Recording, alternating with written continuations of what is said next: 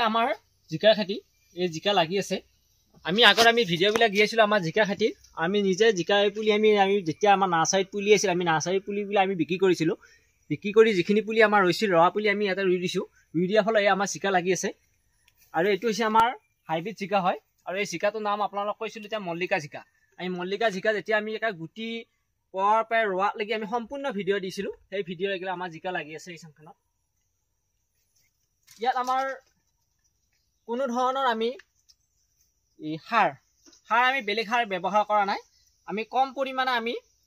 ৰাসায়নিক সাৰ ব্যৱহাৰ কৰিছো আৰু আমাৰ ঘৰতে প্ৰস্তুত কৰা জৈৱিক সাৰ আৰু কেঁচু সাৰ আমি এই সাৰ ব্যৱহাৰ কৰি আমি এইবিলাক খেতি কৰিছো আৰু এই খেতিখিনি